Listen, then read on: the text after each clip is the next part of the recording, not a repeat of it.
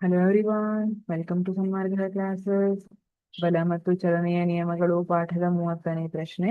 ನಿರ್ದಿಷ್ಟ ಬಲ ಪ್ರಯೋಗವಾದ ವಸ್ತುವಿನ ದ್ರವ್ಯರಾಶಿ ದ್ವಿಗುಣಗೊಂಡಾಗ ಆ ವಸ್ತುವಿನ ವೇಗೋತ್ಕರ್ಷ ಹೇಗೆ ಬದಲಾಗುತ್ತದೆ? ಓಕೆ, ಈ ಪ್ರಶ್ನೆಯನ್ನ ಬಹಳ ಸಿಂಪಲ್ ಮಾಡೋಣ. ಒಂದು ಆಬ್ಜೆಕ್ಟ್ ಇದೆ, ಒಂದು ವಸ್ತು ಇದೆ ನಮ್ಮ ಹತ್ರ. ಈಗ ಅದರ ಮೇಲೆ ಒಂದು ಬಲ ಪ್ರಯೋಗವಾಗಿದೆ. ಇನ್ನೊಂದು ವಸ್ತು ಇದೆ.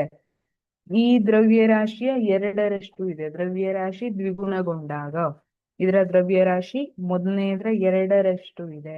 ಆದರೆ ಬಲ ನಿರ್ದಿಷ್ಟ ಬಲ ಪ್ರಯೋಗ ಅಂತ ಹೇಳ್ತಿದ್ದಾರೆ. ಇದಕ್ಕೆಷ್ಟು ಬಲ ಪ್ರಯೋಗ ಆಗಿದೆ? ಮೊದಲನೇ ಆಬ್ಜೆಕ್ಟ್ಗೆ ಎರಡನೇದ್ರ ಮೇಲೂ ಅಷ್ಟೇ ಬಲ ಪ್ರಯೋಗವನ್ನ ಮಾಡ್ತಾ ಇದ್ದಾರೆ. ಹಾಗಿದ್ರೆ ಆ ವಸ್ತುವಿನ ವೇಗೋತ್ಕರ್ಷ ಹೇಗೆ ಬದಲಾಗುತ್ತದೆ ಅಂತ ಕೇಳ್ತಾ ಇದ್ದಾರೆ. ನೋಡಿ, ಇದನ್ನ ನಾವು ಯಾವ ಫಾರ್ಮುಲಾ ಹಾಕಿ ಕಂಡುಹಿಡಿಬಹುದು?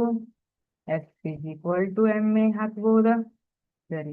ಈಗ ನಿರ್ದಿಷ್ಟ ಬಲ ಪ್ರಯೋಗವಾದ ವಸ್ತುವಿನ ದ್ರವ್ಯರಾಶಿ ದ್ವಿಗುಣಗೊಂಡಿದೆ ಅಂದ್ರೆ ಎಫ್ ನಮ್ಗೆ ಕಾನ್ಸ್ಟೆಂಟೇ ಇರಬೇಕು. ಎಂ ಏನಾಗಿದೆ? ಡಬಲ್ ಆಗಿದೆ ಅಲ್ವಾ? ಎಂ ಡಬಲ್ ಆಗಿದೆ, ಆದ್ರೆ ನನಗೆ ಉತ್ತರ ಎಫ್ ಎ ಬೇಕು. 2F 3F ಹಾಫ್ ಎಫ್ ಏನೂ ಬೇಡ, ನನಗೆ ಉತ್ತರ ಎಫ್ ಎ ಬೇಕು.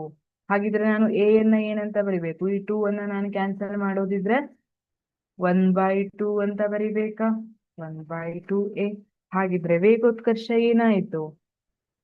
ಸರಿ, ಅರ್ಧ ಆಯ್ತು ಅಲ್ವಾ? ಈಗ 2 ಕ್ಯಾನ್ಸಲ್ ಆಯ್ತು. ಎಂ ಮತ್ತೆ ಮೊದಲನೇ ಕೇಸಲ್ಲಿ ಏನ್ ಬಂದಿತ್ತಲ್ಲ ಅದೇ ಉಳ್ಕೊಂತು. ಹಾಗಾಗಿ ರಾಶಿ ದ್ವಿಗುಣಗೊಂಡಾಗ ವೇಗೋತ್ಕರ್ಷ ಅರ್ಧವಾಗುತ್ತದೆ. Thank you.